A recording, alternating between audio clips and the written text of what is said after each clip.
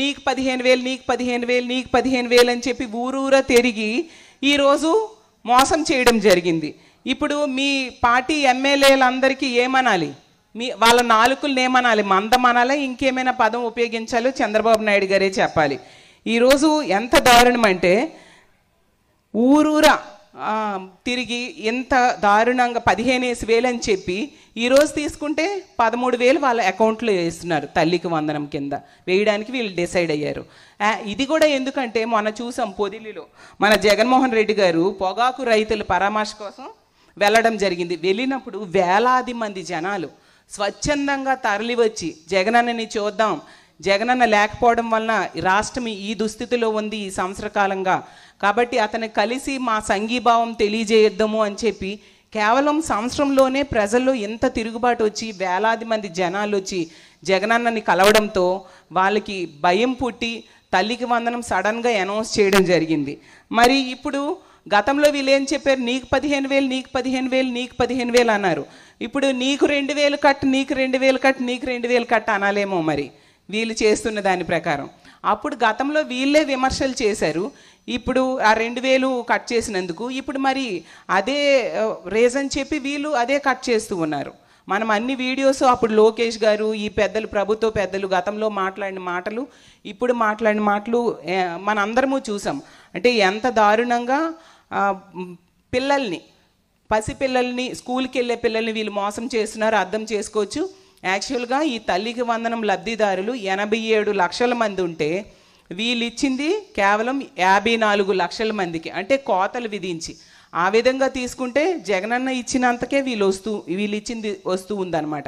అంటే అడుగడుగున మోసము దగాతో ప్రజల్ని మభ్య పెట్టడానికి చంద్రబాబు నాయుడు గారు ముందు నుంచి కూడా అతని నైజం అదే విధంగా ఉంది అనే పరిస్థితి మనం చూసాము. కాబట్టి అసలు ఈ బడ్జెట్లో తల్లికి వందనంకి అసలు బడ్జెట్లో కూడా 9,400 కోట్లు కేటాయించారు.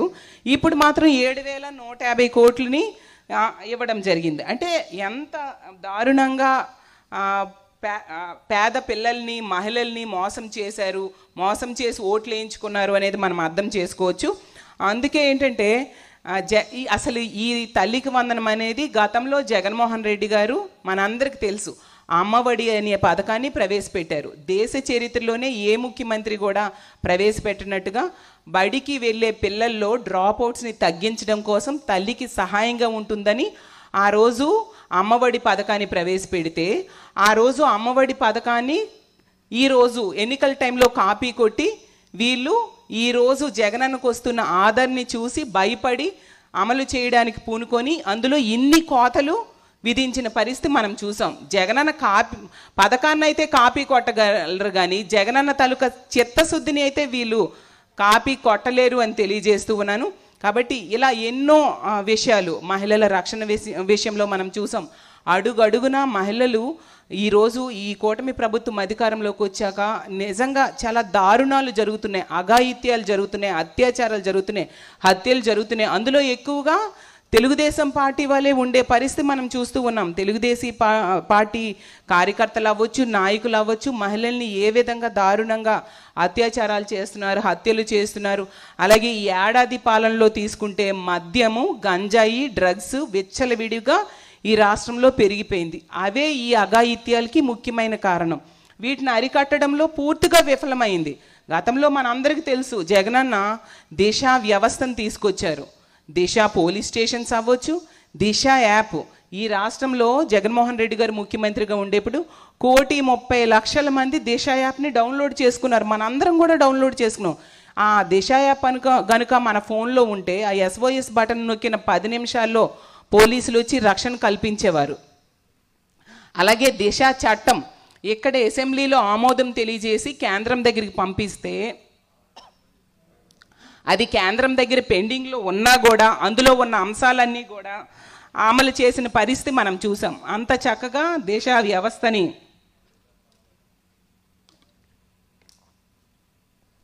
జగన్మోహన్ రెడ్డి గారు ఆ రోజు ఏర్పాటు చేస్తే ఈ కూటమి అధికారంలోకి వచ్చాక దేశాన్ని పూర్తిగా నిర్వీర్యం చేసిన పరిస్థితి. అందుకే ఇన్ని ఘోరాలు నేరాలు మనం చూసే పరిస్థితిని ఈరోజు కల్పించారు. ముఖ్యంగా మొన్ననే అసలు ఆ అనంతపురం జిల్లాలో, ఉమ్మడి అనంతపురం జిల్లాలో మనం చూసాం. ఒక అమ్మాయి ఎంత దారుణంగా అంటే, తల్లిదండ్రులు కంప్లైంట్ ఇచ్చారు మా పాప కనిపించట్లేదు అని చెప్పి.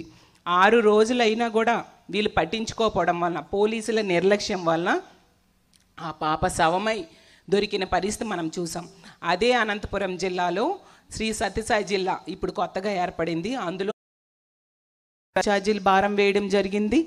ఇలా అన్ని రకాలుగా ప్రజలని ఇబ్బంది పెడుతూ వీళ్ళు పాలన సాగిస్తూ అబద్ధాలతో మోసం చేయడానికి ప్రయత్నిస్తున్నారు. కాబట్టి దీని మీద ఇక్కడికి చాలామంది వక్తలు వచ్చి తమ అభిప్రాయం చెప్పడానికి సిద్ధంగా ఉన్నారు.